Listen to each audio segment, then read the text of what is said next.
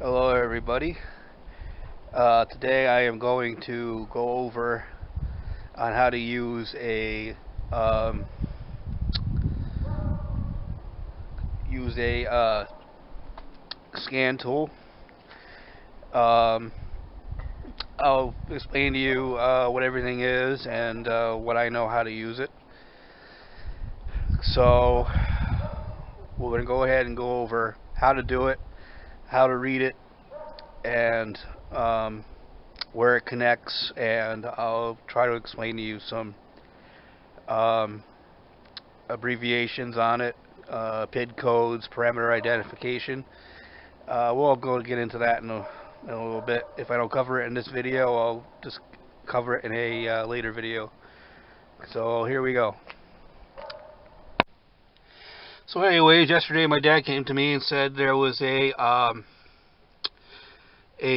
check engine light, or in the automotive industry, it is also known as a MIL, MIL. And what that stands for is basically malfunction indicator light. Um, Now, doing a scan is obviously what you got to do. Is what usually starts off with a scan is you turn your key on without starting the engine, and over there in the left-hand corner is a check engine light, or MIL. Um, in order to figure out what that is you got to plug in your scan tool. See, down here, if I can get my camera in here. Where is it? Let's see if I can find it. There it is, right there. Right here. This is called a DLC, or data link connector. This is what you connect your scan tool to, and it basically sends the information from the ECU, or engine control unit, and usually the codes are stored in there. And what it does is it sends the codes through wires and stuff and out to the DLC. Once again, that's called a DLC, data link connector, and that's where you get all your information from. What you do when you want to scan a vehicle, what you got to do is, well, first of all, I'm killing the battery here. Let me just shut that off there. What you got to do is you got to connect your scan tool. Right now, I have the scan tool I'm using is a Zurich ZR13. Let me just unravel this here for a minute. What you do is, as you can see, the pins match the actual DLC, data link connector, and all you do is you connect it to the DLC. It's all lit up like that.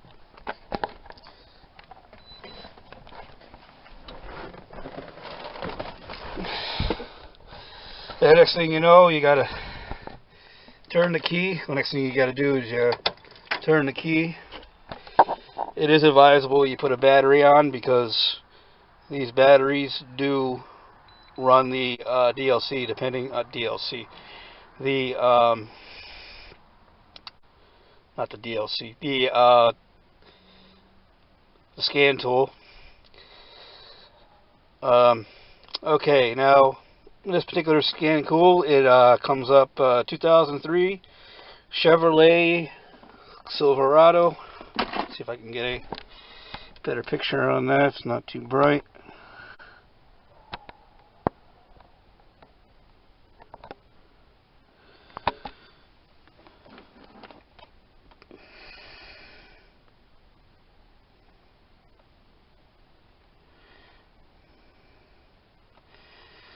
Well, you can't really see it. I got a bad camera, but what you got to do is it'll come up asking you if it's a 2003 Chevy Silverado V8 V automatic, and that's the case. So you hit the enter button, and now it's coming up telling me that it's the now this is the parameter diagnostic code I'm going to read you. P stands for the part of the vehicle, powertrain, electrical, anything to do with the motor or the vehicle or sensors. There are different letters for different. So basically, what it is, it's it goes PBC, powertrain, body, and chassis. And P stands for power trouble code trouble. I can't talk today. Trouble code data. The 1 stands for who created this code. Either it's the manufacturer or SAE. Number 1, it's a 1 in there, so it's a manufacturer created code. The third one is the system, and it's 5, so it's idle or speed controls. And the last 2 digits are specific problem area. So it's 16. So it's the engine. It just right off the bat it tells you what you're doing, and of course it says TAC on it. Like I said, I can't show you the screen. There's a little bit of it.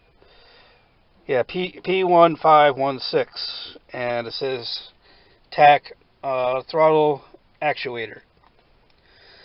Now, folks, when you plug this thing in, it doesn't tell you what's wrong with the vehicle. It points you in a direction on where to go. Speaking from a student, I'm a student at a school, and I was taught that, you know what, it sends you to the problem area on where it is. Through my little experience, I'll tell you right now.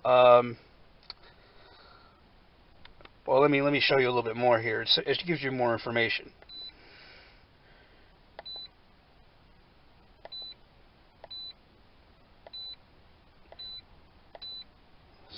Scroll down. Throttle actuator control motor circuit 1 or circuit 2 is open, shorted to ground or B+.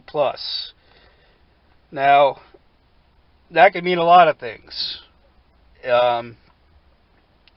Something could be stuck. Something needs to be replaced. This is located in the throttle body. What this code came up for. So pretty much that's what it is. It could be somewhere up in the throttle body. It could be the actuator running the actual flap air intake. It could be any of that. Right now, this video is not about fixing the problem. It's about half diagnosing it.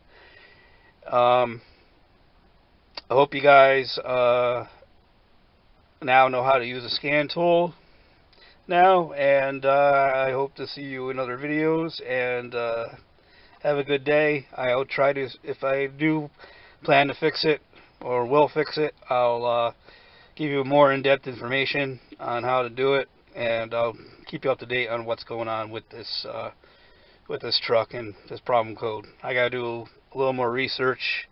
I've done all my computer research, so yeah, so have a good day.